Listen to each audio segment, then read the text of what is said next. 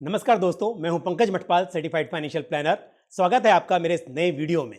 आज market outlook और value investing के ऊपर बात करने के लिए मेरे साथ हैं निमेश चंदन, जो कि कैनरा रोबेको म्यूचुअल फंड के इक्विटी इन्वेस्टमेंट हेड हैं। तो आज उनसे जानना चाहेंगे कि वो इस बारे में क्या कहते हैं और स्पेशली वैल्यू इन्वेस्टमेंट को लेकर वो क्या सोचते हैं, ये अपॉर्चुनिटी कैसी रहेगी। और इस वक्त पर क्योंकि कैनरा रोबेको एक एनएफओ लॉन्च कर रहा है, तो विस्तार से उनसे इस पर बात करेंगे। तो बहुत बहुत स्वागत है आपका। और जैसा मैंने अभी कहा कि मैं जानना चाहूंगा आपसे कि ये वैल्यू इन्वेस्टमेंट कॉन्सेप्ट क्या है, थोड़ा सा हमारे व्यूअर्स के लिए आप इसको विस्तार से एक्सप्लेन कीजिए। और साथ ही अभी मार्केट आउटलुक, क्योंकि हमने देखा मार्केट में काफ़ी रैली रही, मार्केट एक तरह से अपने पीक पर है, तो यहाँ पर मार्केट में किस तरह की अपॉर्चुनिटीज़ हैं और किस तरह से इन्वेस्टर्स इस वैल्यू इन्वेस्टमेंट स्टाइल से बेनिफिट ले सकते हैं। So interesting question Pankaj ji. अगर हम पेंडेमिक के पहले देखें तो निफ्टी 12,500 के स्तर पर थी और अब बस 16,000 छू रही है। इस बीच जो निफ्टी की अर्निंग्स जो हैं निफ्टी कंपनीज की, वो अप्रॉक्सीमेटली 15% से बढ़ी हैं। तो ये जो 27% का जो गेन आया है, उसमें 15% इज अर्निंग्स ग्रोथ और बाकी जो हुआ है वो री रेटिंग जो मार्केट ने इन्वेस्टर ने दिया है। और ये जो री रेटिंग है वो भी जस्टिफाइड है, क्योंकि नेक्स्ट 2 साल तक निफ्टी की जो अर्निंग्स हैं वो 30% और 16% से बढ़ने वाली हैं। तो एज इकोनॉमी रिकवर्स, जो बिजनेस साइकिल है वो ब्रॉड बेस होती जा रही है, ज़्यादा से ज़्यादा कंपनीज ग्रोथ की तरफ जा रही हैं और उस पर ये जो वैल्यूएशन है निफ्टी की वो जस्टिफाइड है।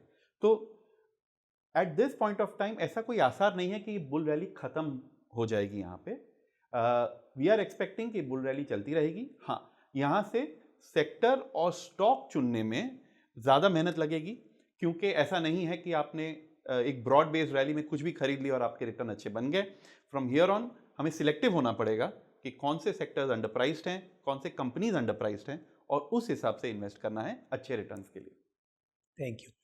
अच्छा, दूसरा सवाल ये था कि वैल्यू इन्वेस्टमेंट, बिकॉज वैल्यू और ग्रोथ दो स्टाइल की हमेशा बात होती है, तो क्या है ये वैल्यू इन्वेस्टिंग और किस तरह से वैल्यू इन्वेस्टमेंट स्टाइल को फॉलो करने से इन्वेस्टर्स को फायदा होता है? सो वैल्यू इन्वेस्टमेंट की जो फिलॉसफी है वो काफ़ी पुरानी है। 1920s में बेंजामिन ग्राहम और डेविड डॉट, जो प्रोफेसर्स थे कोलंबिया इंस्टीट्यूट में, उन्होंने वैल्यू इन्वेस्टिंग स्टाइल जो है तभी उन्होंने खोजी थी। और उसके 3 प्रिंसिपल्स हैं। एक, कि आप मार्केट प्राइस को ना देख के इंट्रिंसिक वैल्यू देखिए कंपनीज की, और इस इंट्रिंसिक वैल्यू में उसके सारे एसेट्स, जो उनकी अर्निंग्स हैं, उनके जो ग्रोथ प्रोस्पेक्ट्स हैं, सारे उसमें एक नंबर में आप डाल दें। और सेकेंड कॉन्सेप्ट है मार्जिन ऑफ सेफ्टी। आप तब इन्वेस्ट करें इन कंपनीज में जब उनका जो बाजार भाव है is discount to this intrinsic value. और थर्ड जो पिलर है उनके इस थियरी का, कि मार्केट्स हमेशा एफिशिएंट नहीं रहते, यानी हर चीज का दाम इमीडिएटली उसकी इंट्रिंसिक वैल्यू पे नहीं होता। Because of certain opportunities market में आपको काफ़ी कंपनीज जो ऐसी हैं जो आपको इंट्रिंसिक वैल्यू से सस्ते में मिलती हैं with a good margin of safety, तो वो कंपनीज में आप इन्वेस्ट करें। लॉन्गर टर्म में यही जो मार्केट प्राइस है वो इंट्रिंसिक वैल्यू की तरफ जाएगा और आपके उसमें रिटर्न्स बनेंगे।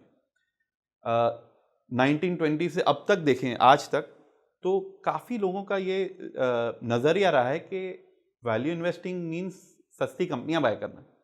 तो वो low price to earning ratio जो है वो देख के कंपनी सिलेक्ट करते हैं, या low price to book select करते हैं।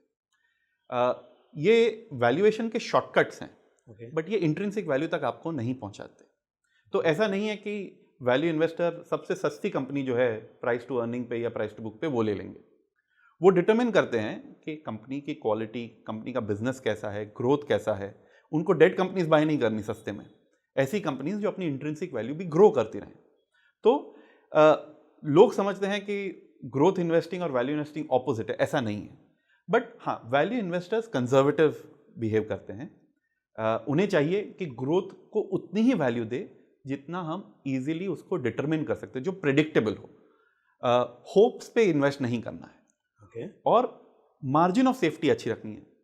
अब अगर ये प्रिंसिपल्स अगर हम आज की तारीख में लगाएं तो there are lot of sectors जहां पे इन्वेस्टर्स बहुत ही एक्साइटेड हैं, हॉट स्टॉक्स हैं वो, और उनके वैल्यूएशन बहुत ज़्यादा है। Okay, at the same time काफ़ी ऐसे स्टॉक्स और सेक्टर्स हैं जो इन्वेस्टर्स को शॉर्ट टर्म में पसंद नहीं है, या तो कुछ बिजनेस चेंजेस के थ्रू जा रहे हैं या अभी भी लॉकडाउन में हैं, तो उन सेक्टर्स में वैल्यू इन्वेस्टिंग की अपॉर्चुनिटीज काफ़ी है। एक्चुअली मेरा अगला क्वेश्चन यही था कि ऐसे वक्त पर जब मार्केट में हमने रैली देखी और अब ऑलमोस्ट पीक पर इक्विटी मार्केट है, तो ऐसे में क्या वैल्यू स्टॉक्स अवेलेबल रहेंगे? तो काफ़ी हद तक आपने पहले ही क्लियर कर दिया, लेकिन फिर भी मैं फिर जानना चाहूँगा थोड़ा सा कि अगर ऐसे वक्त पर जब हमने देखा है कि काफ़ी ग्रोथ हो चुकी है, तो ऐसे स्टॉक्स क्या किसी पर्टिकुलर सेक्टर में आप बात कर रहे हैं या ओवरऑल अगर मार्केट की बात करें तो सभी सेक्टर्स में इस तरह के स्टॉक्स अवेलेबल रहेंगे इन्वेस्टमेंट के लिए? सो तीन तरह की अपॉर्चुनिटीज आती हैं वैल्यू इन्वेस्टिंग के लिए। एक आती है मार्केट वाइड अपॉर्चुनिटी। अगर इंटरनेशनल क्राइसिस हो, या जैसे लास्ट ईयर हमने पेंडेमिक में देखा कि market wide there is a collapse, कुछ क्रैश एक आता है प्राइसेस में, और आपको उसमें काफ़ी कंपनीज अच्छी मार्केट वाइड हर सेक्टर में वैल्यू इन्वेस्टिंग के लिए मिल जाती हैं। बट ये एवरी डेकेड में 2 या 3 बार होता है जब you see full crash. But regularly every year अगर आप देखेंगे तो सेक्टर वाइड अपॉर्चुनिटीज आती रहती हैं। अगर आप लास्ट 20 साल में देखें कौन से सेक्टर्स टॉप परफॉर्मिंग रहे हैं और कौन से बॉटम परफॉर्मिंग रहे हैं, आप देखेंगे कि वो रोल चेंज होते रहते हैं। कोई ऐसा सेक्टर नहीं है जो हमेशा ही टॉप परफॉर्मिंग रहता है, कोई ऐसा सेक्टर नहीं है जो हमेशा ही बॉटम में रहता है। तो बिकॉज ऑफ बिजनेस साइकिल ऐसी अपॉर्चुनिटी सेक्टर वाइड भी आती हैं कि आपको कोई पर्टिकुलर सेक्टर में कंपनीज डिस्काउंट पे मिल जाएं उनकी इंट्रिंसिक वैल्यू से। And third part is company specific opportunities. काफ़ी कंपनीज ऐसी हैं जो कुछ शॉर्ट टर्म चेंजेस में, बिजनेस चेंजेस या मैनेजमेंट चेंजेस के लिए उनके जो मार्केट प्राइस रहते हैं वो काफ़ी डिप्रेस्ड रहते हैं, और वैल्यू इन्वेस्टर उन कंपनीज को एनालाइज करके अगर उनकी इंट्रिंसिक वैल्यू अच्छी है और मार्जिन ऑफ सेफ्टी उसमें अच्छी है तो वो उनमें इन्वेस्ट करते हैं। Margin of safety is very important for a value investor, क्योंकि फ्यूचर प्रेडिक्ट करना डिफिकल्ट है। तो वैल्यू इन्वेस्टर ये सोचेगा कि अगर मैं कहीं गलत जाऊं तो मेरा नुकसान ज़्यादा ना हो।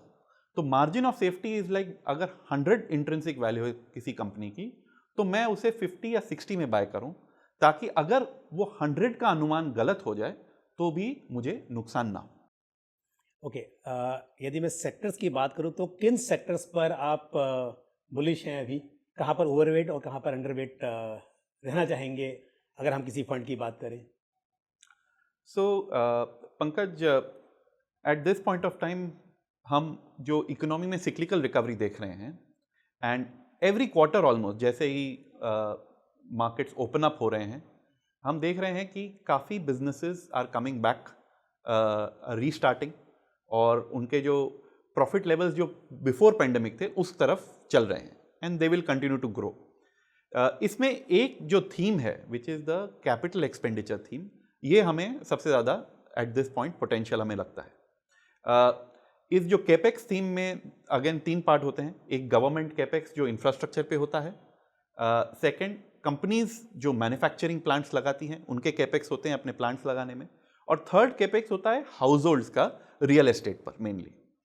तो इन तीनों सेगमेंट में अगर हम देखें, ऐसे साइंस हैं हर एक सेगमेंट में कि these segments are doing well, इनकी ग्रोथ भी अच्छी रहेगी, बिकॉज 10-12 साल तक ये स्टॉक्स आउट ऑफ फेवर रहे हैं। इनके वैल्यूएशंस भी अट्रैक्टिव हैं। काफ़ी जो कंपनीज हैं इसमें, बड़ी कंपनियां जो हैं, उन्होंने अपनी बैलेंस शीट्स भी ठीक कर रखी हैं, उनके ऑर्डर बुक्स भी अच्छे हैं।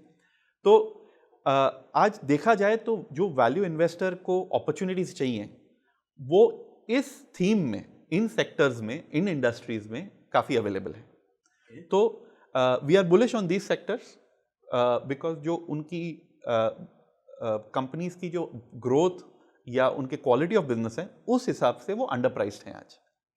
Canara Robeco mutual fund value fund का एनएफओ लॉन्च करने जा रहा है, तो मैं निमेश से जानना चाहूंगा कि उनके इस एनएफओ में या उनके इस फंड में क्या खास रहने वाला है। तो क्योंकि अब आप वैल्यू फंड लेकर आ रहे हैं और ऑलरेडी मार्केट में बहुत सारे वैल्यू फंड काफ़ी टाइम से हैं, तो ऐसे में आपके इस फंड की क्या यूएसपी रहेगी, क्या खास होने वाला है जिसको देखते हुए इन्वेस्टर्स को इसमें इन्वेस्ट करना चाहिए? शुक्रिया पंकज। जो हम फंड लॉन्च कर रहे हैं उसका गोल ये रहेगा कि हम ऐसे बिजनेसेस इसमें बाय करें जो अपनी इंट्रिंसिक वैल्यू से डिस्काउंट पे चल रहे हैं।